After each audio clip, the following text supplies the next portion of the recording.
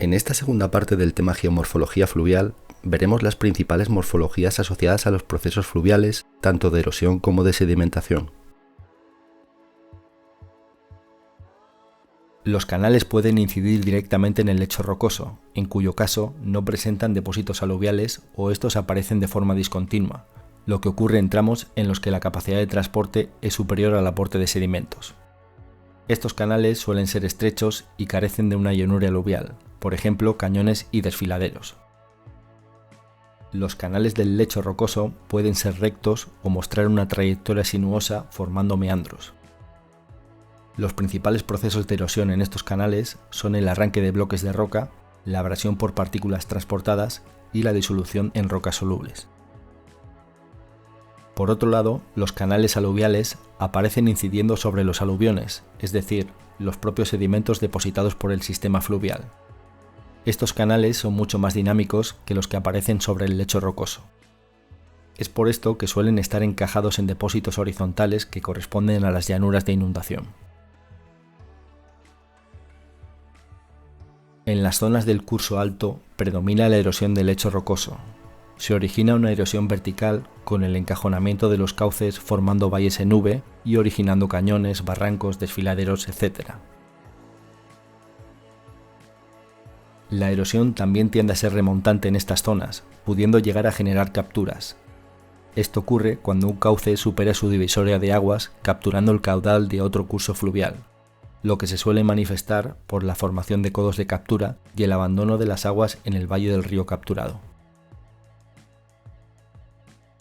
En tramos donde el río erosiona el lecho rocoso es frecuente la aparición de marmitas de gigante. Son depresiones cóncavas más o menos circulares y de diámetros variables que se forman en el lecho por la abrasión mediante la acción de cantos que se arremolinan dentro de vórtices causados por las aguas turbulentas, originando una excavación vertical en la roca. En las cascadas o saltos de agua asociados a los nick points, la base sobre la que golpea el agua al caer se va erosionando por cavitación, especialmente cuando está constituida por rocas blandas bajo una capa de rocas más resistentes. Esto causa la formación de piscinas que aumentan su tamaño por la socavación de la pared rocosa. Cuando la resistencia de la capa superior se ve superada, ocurre el desmoronamiento de bloques de esta, lo que paulatinamente origina el retroceso de la cascada aguas arriba. En los tramos medios e inferiores de los ríos, la erosión principalmente es lateral. Esta erosión se da sobre todo en los propios materiales aluviales depositados por el río, como las llanuras de inundación o las barras de sedimentos. En las curvas de los canales de agua se produce una aceleración de la corriente en la parte externa de las mismas a causa de la fuerza centrífuga, lo que aumenta el poder erosivo en esta zona exterior, y además se alcanzan profundidades mayores en los canales formándose pozas. De igual forma, se dan procesos de erosión vertical en los tramos medios en combinación con la erosión lateral, causando que el cauce se encaje en las llanuras de inundación o bien en el sustrato rocoso, quedando esta superficie elevada conformando una terraza fluvial. Sus superficies se caracterizan por ser planas con una ligera inclinación aguas abajo. Principalmente las terrazas fluviales son de tipo deposicional. Se forman cuando el valle se ha rellenado con sedimentos conformando una superficie plana que corresponde a la llanura de inundación y el flujo de agua genera un nuevo cauce a un nivel inferior por erosión. Aunque, como se ha mencionado, las terrazas también pueden aparecer directamente sobre el sustrato rocoso. En este caso se conocen como terrazas erosivas. En cualquier caso, la repetición de este proceso puede dar origen a distintos niveles de terrazas escalonadas, que comúnmente son simétricas. Es decir, aparecen repetidas a ambos lados del cauce actual. Si bien en ocasiones pueden aparecer solo en uno de los dos lados debido a que por erosión lateral se eliminó el otro, denominándose en este caso asimétricas. La distribución de las terrazas proporciona información sobre su historia, permitiendo determinar su cronología relativa, siendo más antiguas las que se encuentran a mayor elevación con respecto al canal actual. Las terrazas fluviales se forman cuando hay un desequilibrio en la dinámica del río, pudiendo ser causadas por distintos eventos. Reciben el nombre de terrazas eustáticas cuando se deben a descensos en el nivel de base del río, es decir, a procesos de regresión marina que provocan el encajamiento del río respecto del nivel previo. Las terrazas climáticas se asocian a cambios importantes en el caudal del río, generalmente en relación a fuertes variaciones climáticas. En las terrazas tectónicas, el encajamiento del río se debe a la actividad de una falla que levanta el bloque por el que transita el río, dando lugar a la consiguiente formación de una terraza por encajamiento de este. Las terrazas subsidentes se deben a procesos de hundimiento por disolución y colapso, causando que el cauce del río ocupe la zona deprimida, quedando la antigua elevada. Según su disposición, las terrazas pueden ser colgadas. Son terrazas erosivas en las que aflora el sustrato rocoso, las cuales presentan en los niveles aterrazados depósitos aluviales descolgados de un nivel a otro. Mientras que en las terrazas solapadas, los distintos niveles aterrazados corresponden a rellenos aluviales superpuestos, sin que en este caso aflore el sustrato rocoso. Estas últimas son terrazas agradacionales, mientras que las primeras son degradacionales. En ocasiones, fruto de un estado de erosión fluvial avanzado, perduran relieves residuales esculpidos por esta. Estos cerros aislados resaltan sobre una llanura formada por la acumulación de sedimentos. Se trata de cerros testigos o montes isla, y son un testimonio de la evolución del relieve.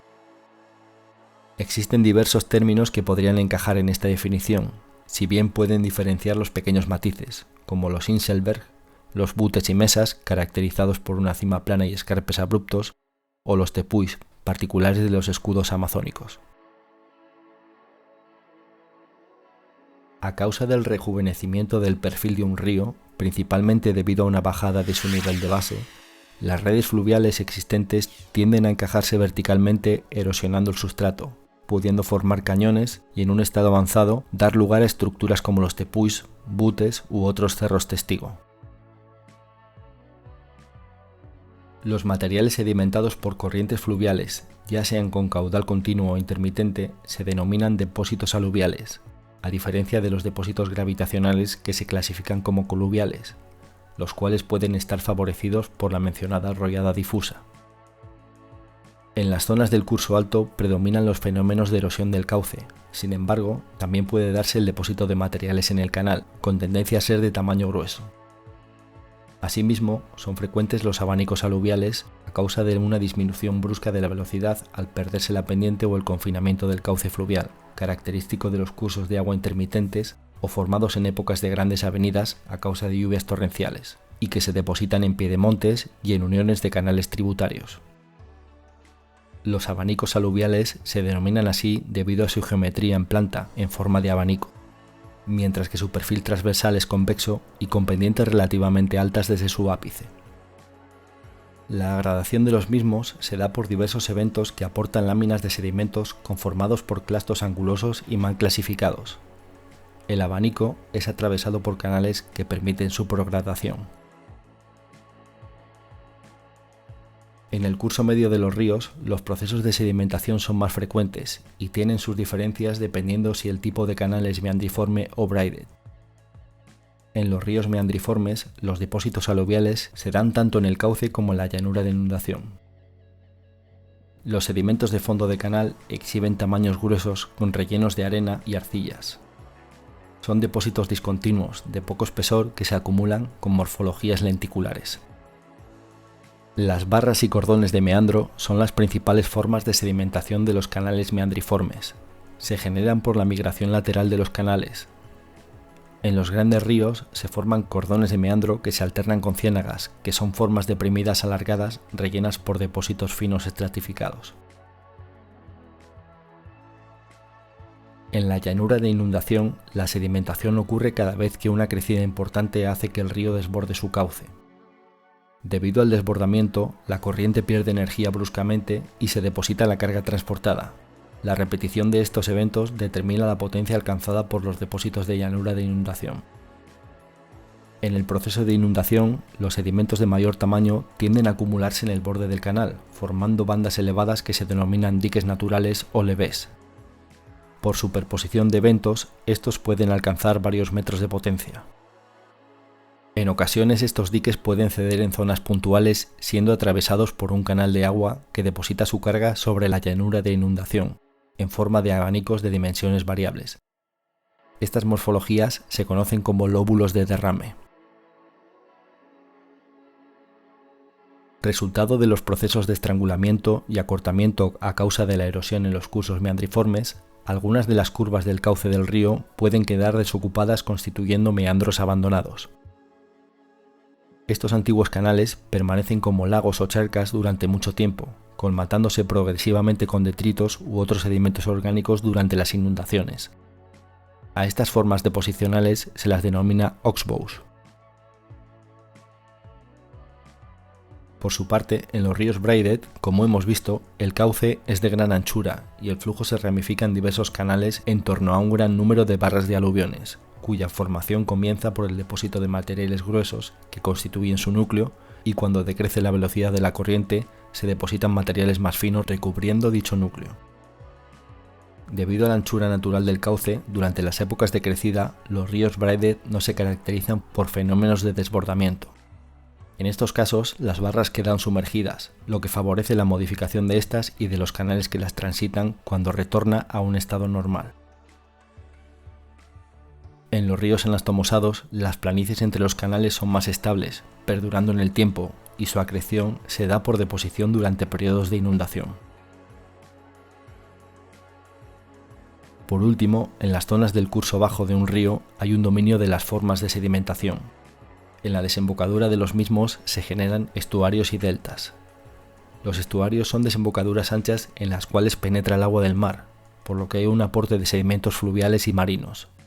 La entrada de aguas marinas durante la pleamar retiene las aguas del río, mientras que durante la bajamar las aguas salen a gran velocidad, lo que contribuye a movilizar los sedimentos hacia el mar y a profundizar su cauce.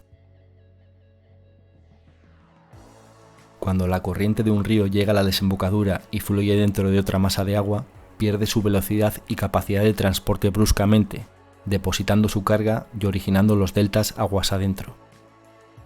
En estos, el material grueso se deposita primero, mientras que el material más fino es arrastrado más lejos. A medida que el delta se adentra en el cuerpo de agua, los canales que lo surcan se extienden con él, aportando nueva sedimentación. Desde el punto de vista ambiental, los ambientes fluviales han de ser considerados también por su potencial peligrosidad, ya que a causa de las inundaciones repentinas son responsables de cuantiosas pérdidas económicas y humanas anualmente. Si bien suponen recursos de gran utilidad para el ser humano, desde el suministro de agua y la generación de energía hasta la eliminación de desechos, además de otros factores como la fertilidad de los suelos que originan. Más contenidos de geomorfología en el siguiente vídeo.